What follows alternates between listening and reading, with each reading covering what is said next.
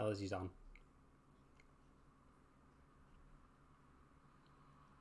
Can't hear him still. Problem with the Discord, apparently. I can see you coming through on the levels. You're coming through. Can now. Okay, they can hear you now. Okay, so basically, 90s Russia. Go. Right, so just to take it from the top, again, if you read like all of the Western articles that are put out about 90s Russia, you get this mistaken impression that it's sort of this glitzy, gritty, Wild West type place where, you know, anything and anyone goes. There's unlimited freedom, unlimited opportunities. That's what they want you to think, because I mean that's the way they portray it. And sure, that's the way it was if you perhaps had the connections or the money, or you are some wealthy Western investor who comes into this new like landscape where literally if you have money you can do anything. Mm-hmm. But for the ordinary person, it was the complete opposite. I mean, it is more alike Libya post 2011, Syria currently, or even Yugoslavia after the breakup. It's a terrible and traumatic time where order and all sorts of any semblance of order and I guess normality have broken down. And day by day, you live not by thinking, oh, you know, how can I make it today? How can I break into this new world of opportunity? But instead, you're more concerned with your own survival. How do I walk out onto the street and avoid getting shot and avoid immediately losing my life to an event that you have no control over? I mean, literally, it would be the case that complete innocent bystanders would walk out into the street in the 90s. And just by absolute coincidence, there'd be a drive-by shooting next to them. And they'd just be gunned down because of some mafioso dispute in this new and completely corrupt economy. Mm-hmm. Again, you're fighting for your survival. Okay, so let's say you survive that event. The next thing you're going to do is you're going to get into your car and you're going to drive to work. Okay, sure.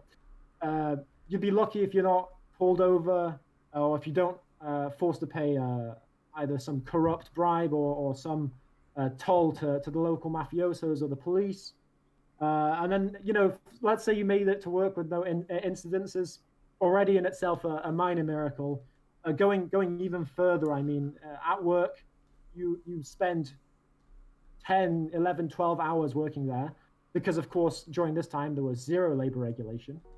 And I mean, another thing that I do want to remind everyone here is that while paper laws might have said one thing in 90s Russia, the reality was completely different. I mean, like, the laws might be written, but if the central government has absolutely no capability of enforcing them, then they are meaningless. Mm-hmm. So people really live by the law of the jungle. Yep. And this is one of the most traumatic things that anyone can go through at the time. These pictures that we're showing, right, they look like scenes from like some arty 90s like train spotting style film, right? They look like film sets about like showing this grimy underworld, but they're not. These are pictures of people's houses and how they lived. And how many of these kids that we're showing here are smoking? They're like 8 years old and they're smoking, you know? Look, there we go. We've got one here. Look at this lad. You know, he's wearing a dirty jacket. He's smoking. You can tell he's poor. Here we go. Kid playing with a gun. Again, it's just the complete breakdown of any semblance of normality, of order, and of, I guess, most of all, of any national pride or even any sort of wider sense that there is anyone in the world who's worth caring about other than myself. Yeah. And it's this that it leads to the complete destruction of society. I mean, if people don't care about other people, then, you know, and only care about themselves, you end up being in a very, very problematic and kind of unsustainable society. And that's exactly what 90s Russia was. And that's exactly why you had the reaction then that was led by Vladimir Putin when he came to power in the early 2000s. Against this, and that's why people are so welcoming and continue to be so welcoming for him. This article is funny to me, and just look at this article that we've got up now. It says here, look, 2 free marketeers. This is an imperialist article. It says 2 free marketeers display their goods at the central market.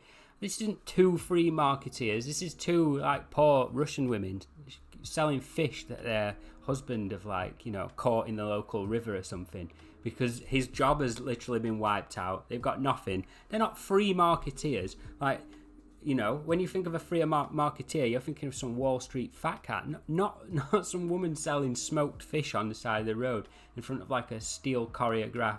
This article's funny. I'm going to keep scrolling through it while Simeon's talking, but if you look at these pictures and read the text at the top, the text tries to make them sound really popular and stuff. But if you actually look at what's going on in the pictures, you can only see sadness, destruction, despair. Look at this one of the tank. The building in the background is burnt out. There's nothing going on that's good in these pictures. Carry on, Sim. I mean, yeah, like in that picture of the two, quote, free marketeers, just to remind everyone, Kamchatka is the very, very far east of Russia, and temperatures there are frequently minus 50 or even lower. Given the choice, I don't think anyone would want to be standing out there on a street corner selling any sort of goods unless it was out of complete desperation. And that really is what the 90s were. I mean, it was just a time of absolute desperation for the majority of the people. Look at this picture. Yeah. This is the complete dichotomy of 90s Russia. I mean, on the one hand, you have people standing on, minus 50 degrees trying to sell anything just to get some scraps of food. Versus here, you have, is that Hillary and Bill Clinton living it up? Yeah, exactly. In the Russian Coca-Cola plants. I mean, it was terrible. The disparities that you see in America now, and in maybe even in the rest of the world now, were absolutely nothing compared to the disparities there were in the 90s in Russia. Uh-huh. And this actually kind of dovetails nicely onto talking about Navalny a bit later on, because really one thing that you guys need to understand is that when people think about having Putin in power or not having him in power, it's not like in America where you have two personalities fighting against each other. It's not like where you have Donald Trump versus Hillary Clinton or Donald Trump versus Biden. The dichotomy in Russia, that the real political enemy that Putin faces is not a person, it is the 90s. So when people think about any sort of life, they really are presented with the option of, do we want to go back to how things were in the 90s? Or do we want to live how we are now and enjoy stability and a growing economy, growing opportunities, and the ability to live a normal life, free from, at least the majority of the challenges that were present in the 90s. Look at the contrast between these two pictures. So you've got Donald Trump, who is having a nice bit of Russian deli on his visit and having a nice drink in his nice suit. That's Donald Trump. And then you've got here, look, this is the truth of what everyday Russians had to deal with. That's an illegal meat market where they're literally set up on like a wooden cart selling illegal meat just to survive. That's 1997. Carry on, Sim. Again, the 1990s is just such a traumatic time in national memory, and I mean in literal living memory. The vast majority of people who lived through that came out with, from psychological issues to the ones who made it through became the most cynical people you'll ever encounter. And I guess that in some way bleeds through to the current political culture in Russia, which is very much apathetic to many things as long as there is stability. But go on, carry on. Sorry. Yeah, so I was just going to say that really, like I said, Putin's opponent isn't Navalny or any other single politician. It's the 1990s, and as it's called in Russian, smutное время, which is, I guess, dark times or times of trouble, because that really is the choice faced by any Russian when they're considering the options in the political environment. And if you're in the West and you remember the 90s, Boris Yeltsin was on TV every day of the week. Boris Yeltsin was on TV, and they never showed you any of this that was going on in the background. You might have noticed earlier on, there's a picture of Naomi Campbell visiting, a picture of Arnold Schwarzenegger visiting. Here you go, look, Russian police. They just look like bandits. It's probably because they are. They're just getting paid to... The tax police were completely useless. I mean, there was a reason why one of the very first actions that happened when Putin went into any sort of power was he completely disbanded the tax police and transferred their authority and powers to a new institution, the FSB, which is the in English, the FSB, or the Federal Security Service of Russia, which exists to this day. But really, the tax police were a holdover from Boris Yeltsin days, and they were as corrupt as they come. It was an institution with absolutely no control, no oversight, and it was fragmented to the extreme. And I guess that's also the state of the country, fragmented to the extreme. Exactly. This article makes me laugh. I just wanted to get this one in before, because this is the way that like imperialists try and spin this stuff into being something positive. So like, look, 6 reasons why Russian markets in the 90s were both heaven and hell. So I mean, this market here in the picture that you're seeing is a result of people losing their jobs, the economy, the bottom of the economy absolutely falling out. So people have to become market traders. This isn't a good thing that you're seeing. People before this had a secure job for life, and now they're having to sell their worldly possessions at a market. And this article like tries to, I mean, look, pop-up trade, no strings attached. This is nothing but like, this is like stepping back in time, really. These are people selling stuff on the side of the road. This is like, in the West, people call it like illegal markets and stuff. This isn't the free market, is it? What you're seeing right here. This is people trying to survive during, like you said, the harshest of times. Yes, Sammy? Yeah, let me just say, like, a small addition. One of my dad's friends, like, used to work in export and stuff, and when he visited 1990s Russia, he went through one of these markets, and he passed a Soviet Red Army veteran. I think he was quite high up, and he was selling his medals to survive. There you go. That, like, when I heard that, I just almost fell to tears. Exactly. And this article here is trying to make the best of this situation. Something that we don't all see as Westerners as being celebrated as glory. There's nothing glorious about what you're seeing there. And this, you wanted me to get this copy of the Time magazine up, Simeon, to sum this up. And this is the attitude of the US and its media machine. Here, look, Yanks to the rescue. The secret story of how American advisors helped Yeltsin win. So they're flaunting that they got involved in the destruction of the Soviet Union, and brazenly they publish a magazine about it. Nobody says anything. And on the other side of this cover that we're looking at is the photos that we've just seen of 10-year-old kids smoking. I mean, it's really not just even the destruction of the Soviet Union that they're flaunting, but this is just brazen election meddling. I mean, the reason why I wanted you to pull it up is really just to once again highlight the jaw-dropping double standards that the West nowadays has. I mean, on the one hand, here they are standing proudly and again gesturing how amazing they were. They literally influenced and changed the outcome of the election of '96, where, to remind everyone, it was Boris Yeltsin, the Western free market reformist candidate, standing against a communist opposition leader. And the election was incredibly close. I mean, there was, even if you don't, listen to the arguments that allegedly there was election rigging in favor of Yeltsin, and take it, as it was, assume it was a fair election, it was incredibly close.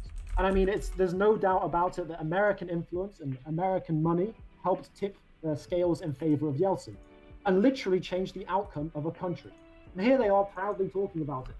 It's jaw-dropping when you really consider that in the context of what the Americans say about how Russians hacked the election and all of the Russiagate scandals going on at the moment. That's really the reason why I wanted you to bring it up. So they're not only, they not only created that situation in Russia and tore apart the Soviet Union and kept it down with their free market, policies, but then they're also proud of that and proud of everything.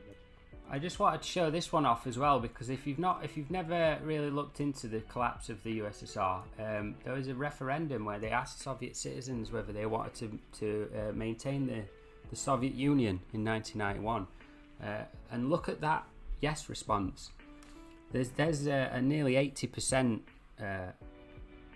yes.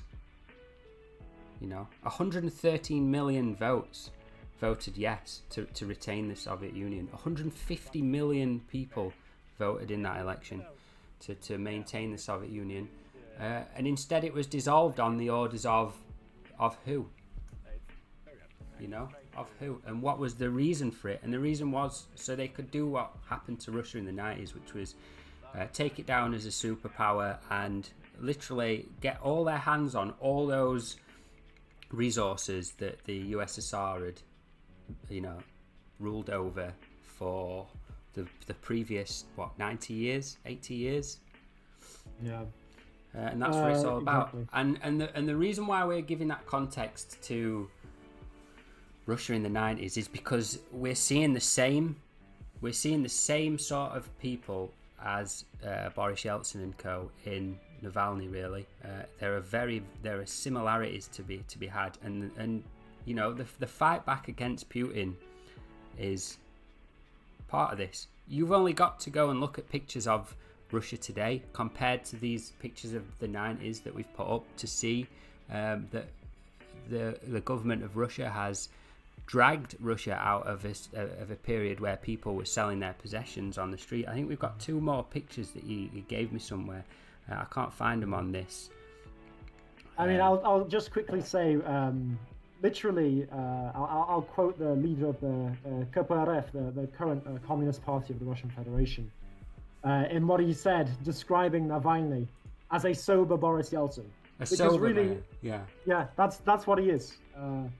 We're seeing the same views, the same sentiments, and I guess the same Western support as you saw in Boris Yeltsin. And I mean, the consequences if Navalny comes anywhere remotely close to power will be just as severe, if not more, as they were in the late 90s. I won't say early 90s, because early 90s certainly was a completely different event when you had the fall of the Soviet Union. But certainly towards the late 90s, with the multitude of economic crises and privatization initiatives and reforms, much the same you'll see will happen again if Navalny. Okay, so hold on. Before we get into Navalny, this picture, I just wanted to show it up. What's going on in this picture is these are women who are employed at a vodka factory, right?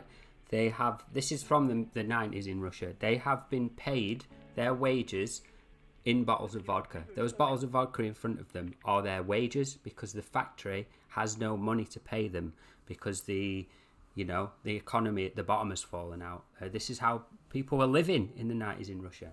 Go on, Sammy, before we get into the next section. I just wanted to ask, consider that Western media always say that Navalny is the leader of the opposition, when in fact him and his party have 0 seats in parliament. Can Simeon just make it clear to us who is the Russian opposition exactly? So the Russian opposition is, again, I will talk about this later, because I actually have a poll from the Levada Center, which is the independent polling center in Russia. But I'll briefly mention now the main opposition to Единая Россия, or United Russia, which is Vladimir Putin's party, is KPRF, which is the second largest party in Russia, so the Communist Party of the Russian Federation. Again, taking about, I think, between 10 and 15% of the vote. And then the other one is the far-right nationalist LDPR, Liberal Democratic Party of Russia, led by Vladimir Zhirinovsky. And they are the two main systematic opposition parties to Единая Россия and Vladimir Putin. Okay. We'll get into this straight away. So who is Navalny? Where's he come from? What is he? And just, sum up who he is. I guess, yeah. The very first thing to say about Navalny is that he got into politics very early on. I mean, he's been around in the Russian political scene in one capacity or another since early 2005, 2006. Okay. His rise to prominence, though, was only really towards the late 2000s, so around 2010, 11, with his work on exposing corruption, how he initially gained his popularity, and his participation and encouragement of the Bolotnaya protests in 2011 and 2012 in Moscow, following the re-election of Vladimir Putin after Medvedev's term.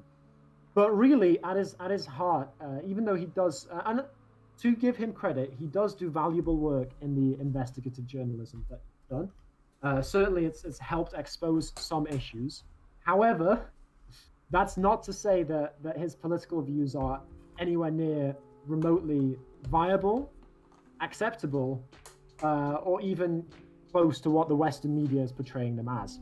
And again, this is what I was going to say. I wanted to use this opportunity to dispel a few myths around Navalny, where people say that he is the leader of the opposition in Russia or the main opposition to Vladimir Putin. Again, this is not the case. Even if you go off of election numbers, and again, failing that, if you then come up with the excuse, which is that's what it is, that the elections are rigged or they're not fair. Fine, then let's take the independent polling numbers. Even if you take those, he is lower down on the list than other politicians like Zyuganov, the leader of KPRF, or Zhirinovsky, the leader of LDPR.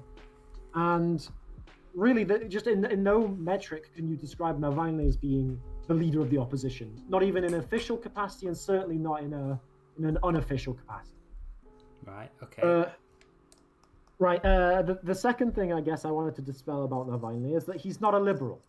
This is the favorite, I guess, quote and the favorite thing about the Western press to write about Navalny is that he's standing up for democratic ideals in the face of autocratic Putin. This is just so untrue. And it's just a narrative that just is so conveniently fitting in with what the State Department's narrative is and what the US wants people to think about Russia, because again, it's the state of the new Cold War that we're in. Because really, Navalny is the furthest thing from a liberal you can ever find. And I mean, we'll look at this with all the tweets and the stuff that we're going to see come up here. Again, it'd probably be best if you bring up the video. Okay, let me get that up. Because Navalny basically used to be part of Yabloko, which was the liberal opposition party in Russia. However, he was kicked out of that because he was far too extremely right-wing, even for Yabloko. He was too far right to be a liberal, and they kicked it. He was literally expelled from the party because of that. And then he created his own populist, nationalist opposition platform called Narod. You can see some of the things that he talked about and produced here. Okay, so this is a Narod video, right? Okay, Narod means populist, right?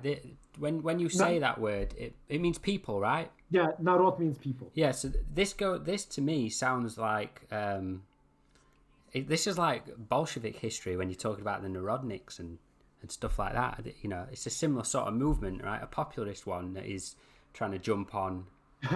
This is about as far from the Bolshevik movement as you No, can not get. the Bolsheviks, the Narodniks who were around before the Bolsheviks, right? The popularists that failed at trying to win over the Russian people. It was the Bolsheviks who came after them, right? Oh yeah, of course. Yeah. But this is, I would say, even more close to... I wouldn't even draw any comparisons to any historical parties. I would draw, I guess, modern comparisons. In the sense that this is a party that is like the Law and Justice Party in Turkey, the AKP, or the PIS party in Poland, or UKIP in the UK. Or UKIP in the UK. It's very much a intense nationalist reactionary party. Okay, so far more so than Единая Россия is, because it really doesn't come anywhere close to it. Okay, let's play this video. We tweeted this out the other week, and this is a video that got subtitled in English. This video is it's notorious in Russia, right? This is a pretty famous video of him, isn't it? This is very famous about Navalny, because again, it really highlights what his views are. Okay, let's just play this quick and then we'll talk after. It's only like 40 seconds long, so let's just play this and then we'll talk if it's going to load. Okay, technical hitch as always, right? Okay, it doesn't want to play. Let me try reloading it.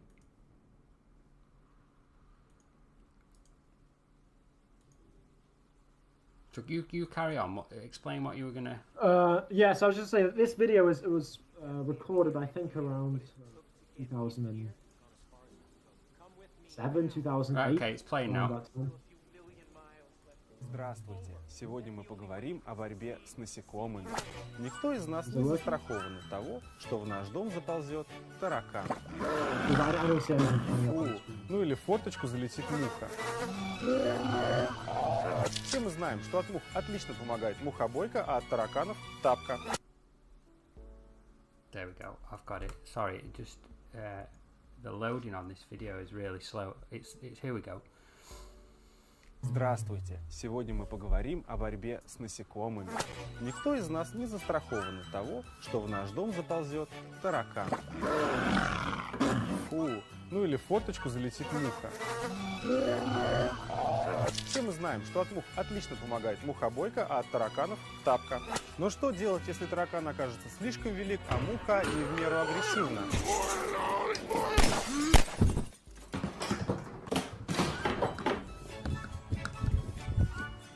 Ну а в этом случае я рекомендую пистолет.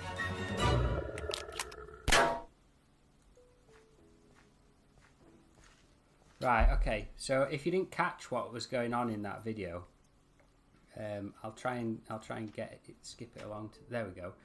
This character here, it's meant to be a Muslim, right?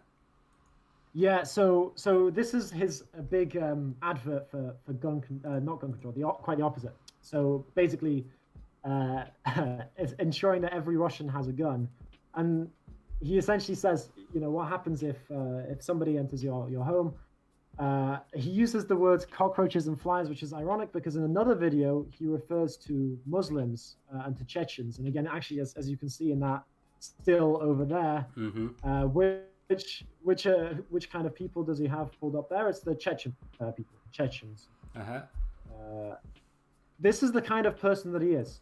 Straight up. Again, yeah, straight up. He just literally believes that the best cure for those. I mean, firstly, the fact that he uses that kind of language to refer to people, to migrants from the Caucasus or to migrants from Central Asia is utterly disgusting in its own right. But I mean, the very fact later on that he also says that they need to be wiped out using handguns. I mean, it's just patently absurd. In England, in America, in any other country apart from Russia, if a political figure said this, doesn't matter if it was 10 years ago, they would be utterly crucified by the press. But because Navalny stands, he's paid for by Western interests and he supports Western market interests, he gets a free pass. In no other country would this be the case. Because again, Russia is this official state designated enemy, and therefore the Western line toe the Western media toe the Western line and the Western state line. Exactly. And he gets a free pass for all of his disgusting political views. Yeah, because they don't expect that Westerners, in the current state of the West and the way that people are overworked in the West, they don't expect people to dig a little bit deeper than what they put out about him. So that's why we're showing this right now. You know, we've got to make sure people understand who they're, you know, putting their weight behind on and who's telling them to put their weight behind them. So yeah, let's carry on. And again, yeah, I was just going to say, so for people talking about how, oh, you know, that was in 2007, 2008, it was a youthful political folly. It was his youthful naivety talking. He didn't know what he was doing. Absolutely not true. Categorically not true. And you can see that because in the Der Spiegel interview there, which a screenshot of which you can see in that tweet, you can see that when he's asked about whether, you know, his political views have changed, he says absolutely not. He has the same political views as he had going into politics. Maybe he's more careful with what he says, but the key thing is these views that he has, these completely despicable, xenophobic and racist views that he has, haven't changed. And he's not only not denying them, he's also in a way proud of them because he refuses to condemn it. Exactly. Condemn what he said before. Which is what the Western politician would be doing. He'd be denying it until he was blue in the face, right? So knock one up there right away. Because they know that they would rightfully be condemned by the press for doing this, and they'd be crucified by the public at large. But again, because, as Fran said, you're not really expected to dig beyond the surface level of news stories that you're fed. If it isn't immediately obvious in the headlines, and if no Western media is reporting it, then it must clearly, in the minds of the average Western news media reader, it must have never happened. Mm-hmm. And this is the real problem. I have the same views that I held when I went into politics, and that's straight from the horse's mouth. Yeah, you can bring up some of the other ones as well. There's the interview with The Guardian in 2017 that he had, where, again, the interviewer there was pressing him to try and renounce his views or condemn them, again, hoping to create some sort of redemption story for Navalny. But no, he refuses to. And he says, we're comparing migrants to cockroaches. He says that was artistic license. he doesn't even apologize for his use of the language. So there's nothing at all from those videos or period that you regret? No. The brazenness of this guy. He's an unrepentant, xenophobic, racist man. And this is who he is. This is who the Western media supports. This is who is the Western political darling in Russia. And this is only from 2017, right? This is not like 1980 when he was still ignorant and trying to show off. This is literally from 3 years ago. So like Simeon said at the start, he's been in politics since 2004? So from 2004 up to 2017, he's been nothing but a racist. Why are we to assume that now he's had some sort of moment in clarity and isn't one? Like, come off it. And the third thing you wanted to show about this was this one. Yeah, so this was just an interesting picture. I'm not sure if MangoPress tweeted something about this before. But, yeah, we did. We tweeted this side by side with the American version of him. And these are the kinds of people that you have turning up at the protests in Russia, the recent ones that we had. I wouldn't even call them protests more than, I guess, in some cases it even spilled over and escalated into riots, but I would say overall they're just provocations. Okay, so this was an interesting article that you were speaking about before the show. This Russian nationalist leader jailed for life over hate crimes. Explain this one. So I'll dive a little bit into that one. Let me see if I can find exactly where I have the article.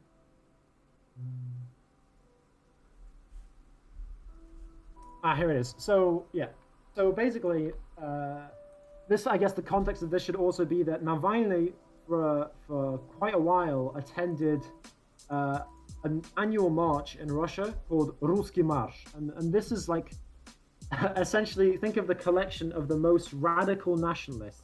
Okay, well that's the picture that we've got on the thumbnail, right? Yes, that would be them. Okay, so the most radical collection of Russian nationalists, and even in many cases neo-Nazis, that would gather every year and march together. And Navalny, again, as part of his work in Narod and part of his, I guess, political outlook at the time, and still is, he would march along with them, and he would attend this march every single year. And one of the people that also attended this march was a man named Ilya Garyachev. And now this guy was the one who, as you can see in the BBC article, was arrested and imprisoned for at least 26 years, but for life, over the murder of two very famous anti-fascists in Russia, Markelov and Baburova. And this is the man. Like, I really want you guys to think about this. Navalny, the guy who's being exalted in Western press, the guy who Western leaders like Joe Biden and Boris Johnson are standing firmly behind and demanding the release. This man marched along side by side with a person who was convicted for life for the politically charged murders of 2 anti-fascist activists, precisely because they're anti-fascist. And it gets deeper, right? Okay, so this was another one that you wanted to bring up. He's an anti-Semite as well. Yes, really, again, the Navalny, when he was running for Moscow mayor, he had an interview with, I believe it was either a dinner or an interview with, where is it? But yeah, the New York Times. So it was a party celebrating the anniversary of the New York Times, the 37th. Celebrating the anniversary of the New York Times. He literally said to make a toast. The first toast should be made in honor of the Holocaust. And he refers to constantly. He uses derogatory language towards Jews in general. But in his blog, he refers to the religious Jews as, quote, dandies in fox hat and rags. And stated that, quote, whoever wants to live in Russia has to become Russian in the full sense of the word. Mm-hmm. Again, the dog whistle is right there in that sentence. Where have we seen this language? You know, the fact that Jews can't be Russians? I am Jewish and I am a Russian as well. I'm proud of both. Yeah. And again, the very fact that you have Navalny here saying these things and Western leaders, which I guarantee you full well know of these facts and these views. Well, this is a New York Times dinner, right? So this is him rubbing shoulders with the Western elite at their dinner parties. Yes, they know full well because he's given a toast at their dinner parties and saying and dropping these dog whistles in. And this is the same stuff like you said earlier, comparing this to like UKIP and Marie Le Pen and all these right-wing populist movements. Do they not say stuff like, if you want to live in France, you have to become French. If you want to live in Britain, you must become British and learn the British language. All these Nazi dog whistles that go in. We're seeing the same here, right? People should be familiar with this stuff. It's literally, it's not only the case that, you know, there has to be some level of assimilation into the local culture. No, it's literally saying that if you have your own religion and you incorporate any semblance of your own culture into your life in another country, you therefore do not automatically disqualify as a citizen of that country and should be expelled. I mean, this is the same rhetoric that was going on in 1930s Germany. And here's Navalny saying these things and getting an absolute free pass. Okay, Aleksei Navalny, who regularly insists on taking part in the nationalistic demonstration Russian March, has incited the skinheads in the march by elaborating his ideas on immigrants and foreigners in the country. He declared, "This is our country and it's our duty to eliminate all the crooks who suck our blood. All immigrants are like dental cavities, destroying the Russian public. There is no need to hit anyone. Whoever is in our way, we will deport by a strong hand. There is need for full cleansing / disinfection." That's a Navalny quote, right? At a nationalist march. Again, this is like really, it makes me wonder, like the whole time when I was reading this and when we're talking now, I just really think that maybe, you know, Russian media should start taking a page out of the Western media's playbook and referring to Tommy Robinson as the leader of the English opposition. I mean, just how absurd is it that somebody with such a low popularity, such obscure and disgusting views can be touted by Western leaders as the leader of any opposition movement? One thing that's really interesting about this article and the quotes that he's making in particular, and the fact that he's running around with the New York Times. Why does everything lead back to the New York Times? Escher, I know you're streaming us on your channel at the minute. Escher's show 2 weeks ago looked at the New York Times and how it inflated Hitler as some sort of hero of the German people as well.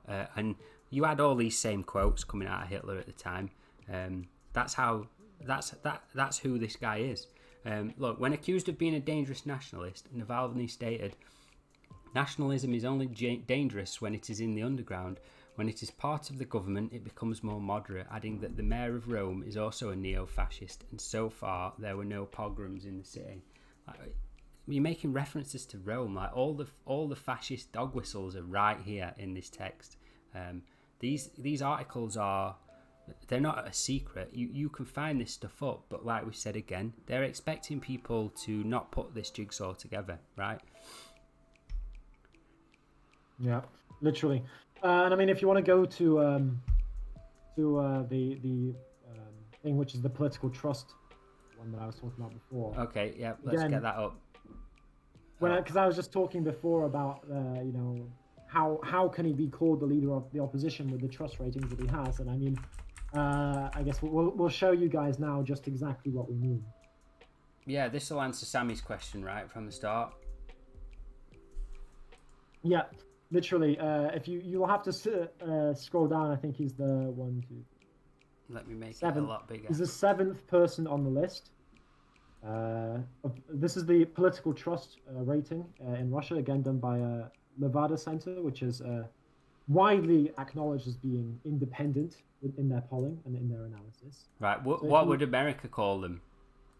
The same thing. I mean, Levada polls are used equally by Western press. So again, this should really show you something. Even this source, which is being selectively quoted by Western media. Again, no, I say selectively because they never ever bring up this trust rating, but they only ever use Levada to highlight Putin's trust ratings. Right. Okay. Yeah. I'm getting what you're saying. But if you look at his trust ratings, it's 3% in the latest one. So that was September 2020, 3%. Look at where Putin's is, 33%. Yeah. Okay, let's go down the list of opposition figures. Okay, the next one we have on our list is Zhirinovsky, 14%, leader of LDPR, far right, also far right Russian Nationalist Party. But for some reason, they are not promoted by the Western media. And I don't know, Fran, could it perhaps be a coincidence that they aren't actually free market and they don't have free market views? Or if they do, they're not interested in working with the US on it. Like, they're just fascists, but who don't like the US as well. Like, they exist, of course. Yeah. It's literally like, almost very similar views in certain things, except for their anti-Westernism and their outlook on that. Uh-huh. I mean, anyways, he's 7th on this list. 1, 2, 3, 4, 5, 6, 7. Moving down the list, you even have the newly appointed Prime Minister Mikhail Mishustin, who is a complete political outsider. I mean, he's a technocrat in the direct sense of the word. He came from the tax service, where he was the director. So again, a complete political outsider has more trust than somebody who's relatively unknown in the political world, has more trust than Navalny. Then you go down the list and you get Sergei Shoigu, the Russian defense minister at the moment, on 9%. And Sergei Lavrov, the Minister of International Relations, at 8%. Then Gennady Zyuganov, the General Secretary of the KPRF, the Communist Party of the Russian Federation, a whole 2 percentage points above Navalny. In fact, like I said, almost double of what Navalny has. Uh-huh. And then at the very, down there, you get Navalny, and then after him, a bunch more, I guess, of what you'd call irrelevant figures, or less relevant figures. Yeah. Well, Medvedev is the ex Medvedev, he's the ex-prime minister, an ex-president. Yeah, he's the only one I recognise on there after Navalny. Yeah, well, I mean, they all have their place, but they're all minor figures relative to the top ones. But I mean, again, hold on. The good thing about this list is, I mean, like, Westerners named the 6 people in between Putin and Navalny challenge, like, without searching it up. I had no clue of those people before you brought this article to my attention, right? So this is the game that they're playing, right? Again, I will challenge any Westerner before searching it up or before Googling it to know what the 2 opposition parties in Russia are and what their respective percentages are in election. Let alone know this. And if they do know this, they're probably clued up enough to know that Navalny's just a tin pot fascist anyway, right? Yeah, and that he's no leader of any opposition. He's again, literally just exists to create tension and stir civil unrest within the country and try and destabilize everything that's been built so far, precisely because it's been built successfully, but it's been built in a way that the US doesn't agree with. That's the key point. Kind of where we circle back to the US meddling, and that's where we're seeing the same thing as with 1996, the long hands of the US regime stretching to every corner of the world, and time again. And this is why it is so key that Russia has legislation and is very vigilant and aware of this, because any sort of slip up, any sort of lapse in vigilance or concentration, and you're back to the situation of the 90s. You're back to a country with no central government. You're back to a country with no central government, an economy that's failing and on the brink of collapse, and that's just being completely and utterly torn apart by vulture funds and investors from the West that, again, have no interest in creating a sustainable market. They're only interested in taking those assets that they got through fraudulent and illegal auctions and selling them off very quickly, or even stripping them down for parts. What did you say to me earlier before we came on air? You said something about like gangsters would like dismantle an entire factory and just ship it away, like in the 90s. That's literally what it was. It's literally predatory funds from the West would buy up a factory for the sole purpose of stripping it down for parts. Yeah. And then they'd ship it to other countries, whether that be the West or other parts of the world. But the point is that these factories that once were the absolute pride of a nation, they're producing top level goods and in very incredibly large quantities. Yeah, exactly. All of these things just go away. Yeah, they and literally just taken and sold. Like saying, this isn't like a euphemism. We like literally turn up with trucks, dismantle all the factory, and take it away. And not only are you taking away that factory, you're taking away people's jobs, which then leads to them having no food, which leads to children looking like you've seen in those pictures, which leads to market stalls where they have to sell all their worldly possessions, which leads to other places having no money because there's no one spending money, so they have to pay their staff in vodka, which leads to more alcoholics, which leads to kids on the street being able to do what they want, which leads to 10-year-old kids smoking, and illegal butchers and police, like you said earlier. When I was a kid, I was told that the Russian police don't get paid because there's no money to pay people. You said before we came on air, the police and the army were utterly destroyed. The entire state was just wiped out overnight. They hit Russia hard, right? More so than some of the other Baltic states that they just turned into straight puppets, right?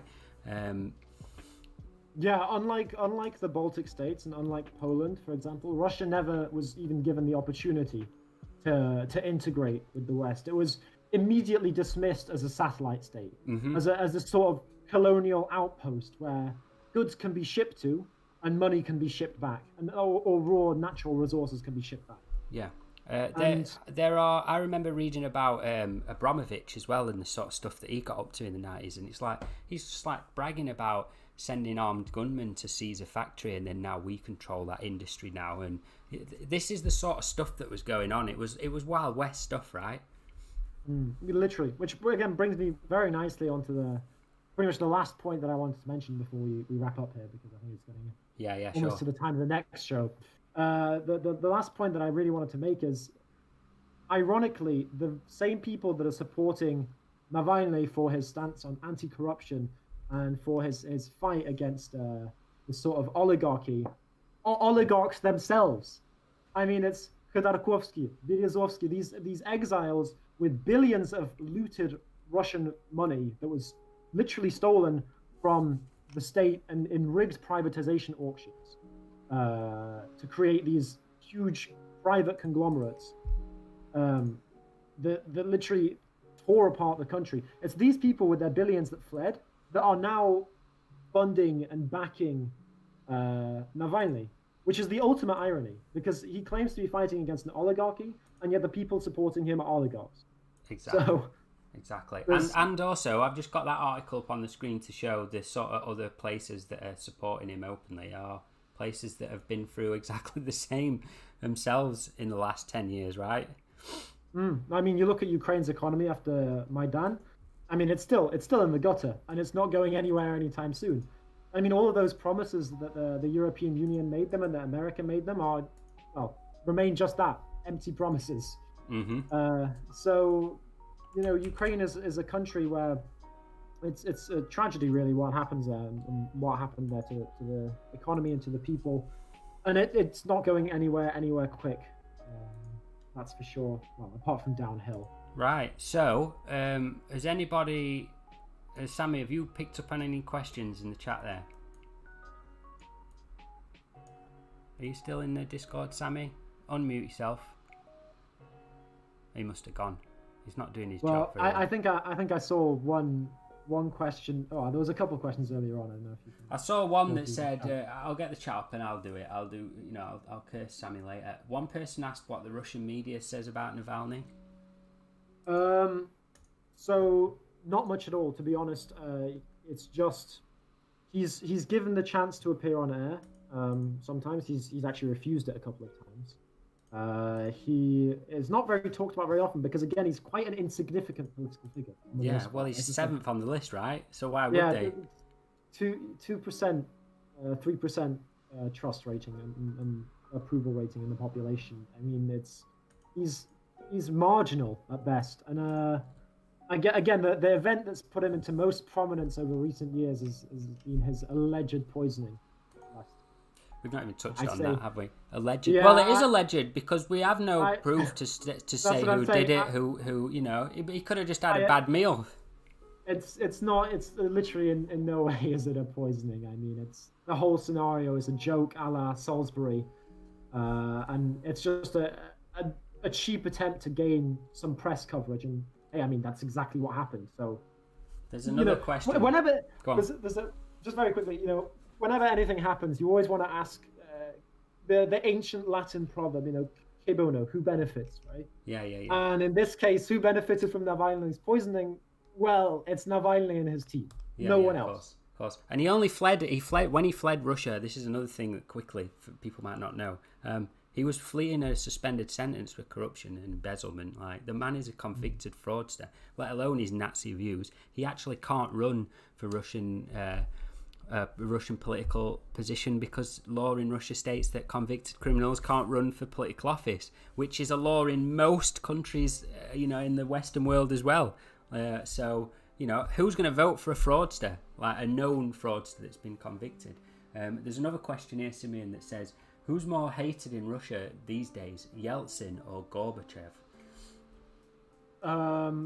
I can't answer that question generally. I don't know the views of every single Russian person, but I think, anecdotally speaking, and from my experience, it's definitely been Yeltsin. It's been the much more hated figure because while Gorbachev tore apart the Soviet Union, it was actually Yeltsin that caused its collapse, and that caused all of the later economic problems that came up.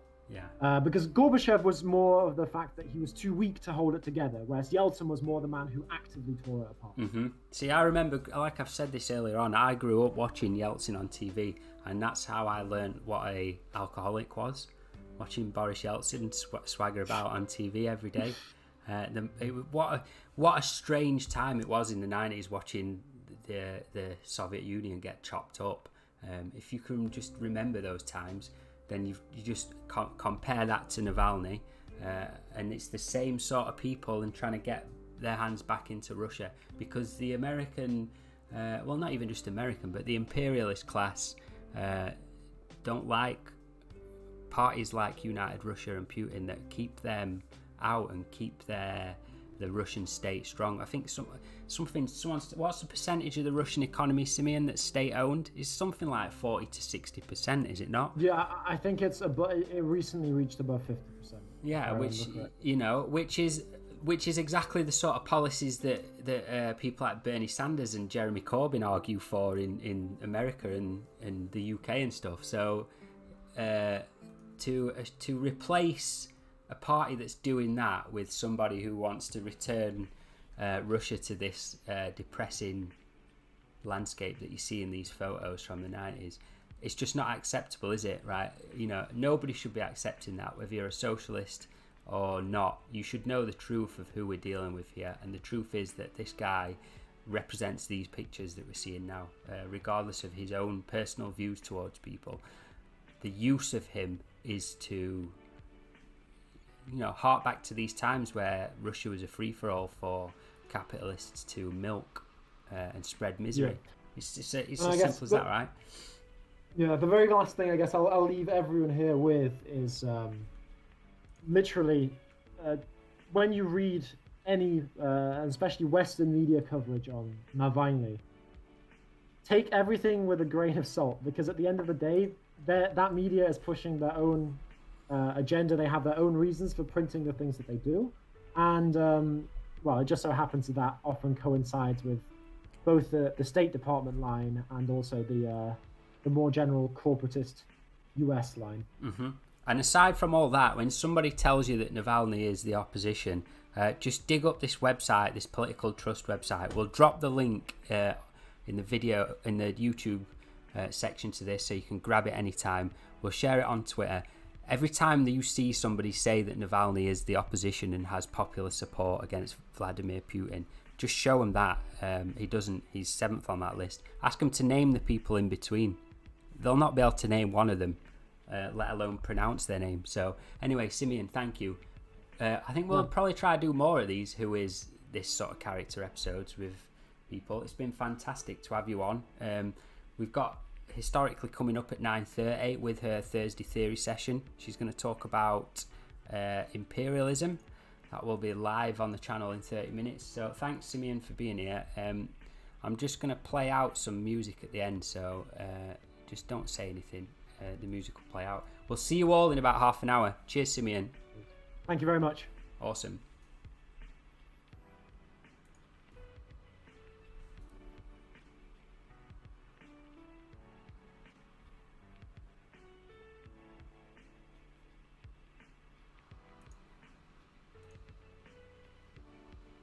Mic's off. Stream finished.